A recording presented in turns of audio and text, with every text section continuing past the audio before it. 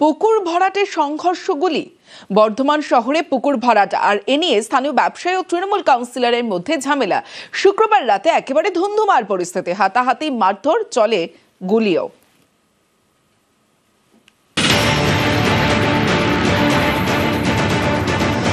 পুকুর ভরাটকে কেন্দ্র করে ধুন্ধুমার।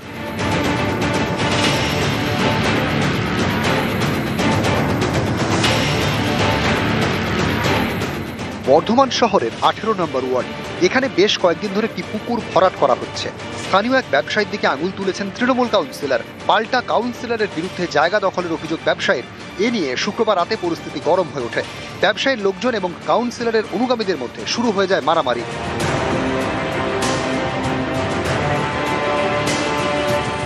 পুকুর বোঝানো নিয়ে অশান্তি, তাতে চলে গুলিও।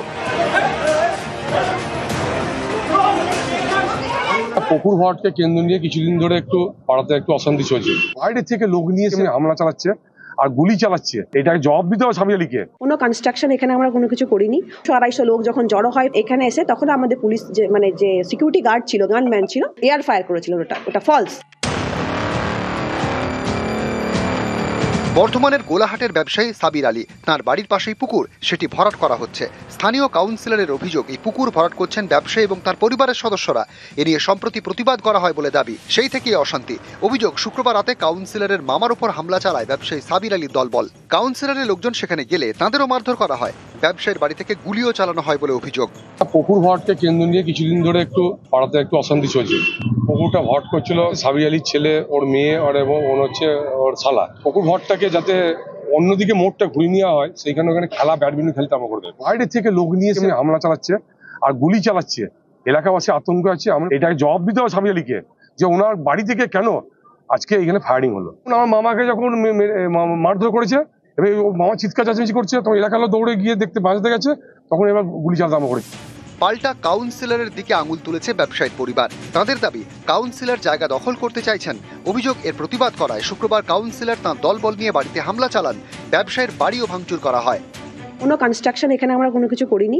ওনাদের মেন সূত্রই হচ্ছে জায়গাটা দখল করব। 18 নম্বর ওয়ার্ডের প্রদীপ রহমান, ওদের ফ্যামিলি আমাদের বাড়িতে ভাঙচুর করে, হামলা করে, মারপিট করে। ওনার হাজবেন্ডকে মেরেছে, আমাকে মেরেছে। আমাদের বাড়িতে একটা সিকিউরিটি গার্ড ছিল, ওকে মারতে গেছে। 200-250 লোক যখন জড়ো হয় এখানে এসে, তখন আমাদের পুলিশ যে সিকিউরিটি গার্ড ছিল, গানম্যান ছিল, এয়ার ফায়ার করেছিল। ওটা ফলস। দুপক্ষই বর্ধমান থানায় অভিযোগ জানায়। ধরপাকড় শুরু করেছে পুলিশ।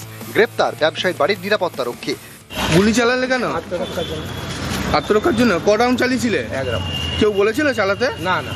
বর্ধমান থেকে সন্দীপ পালের সঙ্গে শরদিন্দু ঘোষ, নিউজ 18 বাংলা।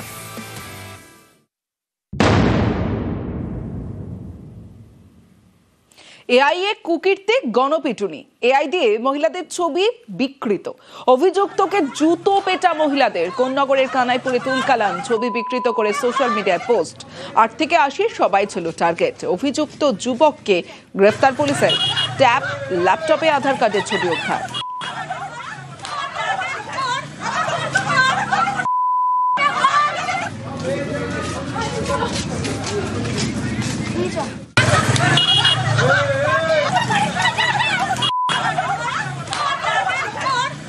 বাড়িতে ওর ক্যামেরা থেকে আমি যখন ট্রেনে উঠছিলাম, আমার পেছন থেকে একটা ভিডিও করেছিলাম। ফোন যখন চার্জ করা হয় তখন বিভিন্ন ধরনের নোংরা ভিডিও, ফটো, আমার মায়ের, আমার বাচ্চার মায়ের, সবার নোংরা ভিডিও ওর ফোনে। পুরোটা এআই যেটা বোঝা যাচ্ছে, বাট ওকে যখন বারবার করে জিজ্ঞেস করা হচ্ছে যে এই সমস্ত কেন করছে, তখন ও বলছে এটা ওর ওয়াইফ ফ্যান্টাসি, ও ভুল করে ভুলে গেছে। অভিযুক্তের বাড়িতে চড়াও এলাকাবাসী। পুলিশের সামনে অভিযুক্তের মাকে রাস্তায় ফেলে মার। অভিযুক্তের বাড়ি সিল করেছে পুলিশ।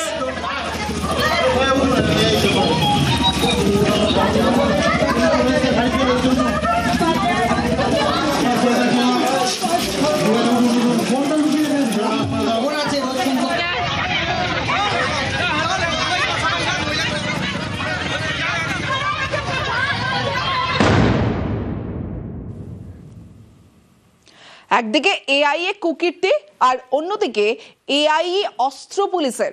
বীরভূম জেলা পুলিশের এআই অ্যাপ। তদন্ত দ্রুত শেষ করতে এআই অ্যাপ। অপরাধের ধরন দেখে তথ্য দিচ্ছে এআই। ঘটনা সম্পর্কে লিখতে হবে এআই অ্যাপে। কোন পথে তদন্ত বলে দেবে এআই।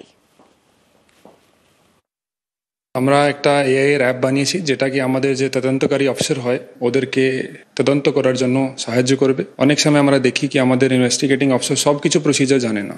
আমাদের যত কানুন আছে, যত বিএনএস বা অন্যান্য ছোট পক্সো, SC/ST অ্যাক্ট সব কিছু, এটা ছাড়া আমাদের ম্যানুয়াল, আমাদের SOP স্ট্যান্ডার্ড অপারেটিং প্রসিজার যেটা আছে সেটা সব আমরা দিয়ে একটা অ্যাপ রেডি করেছি।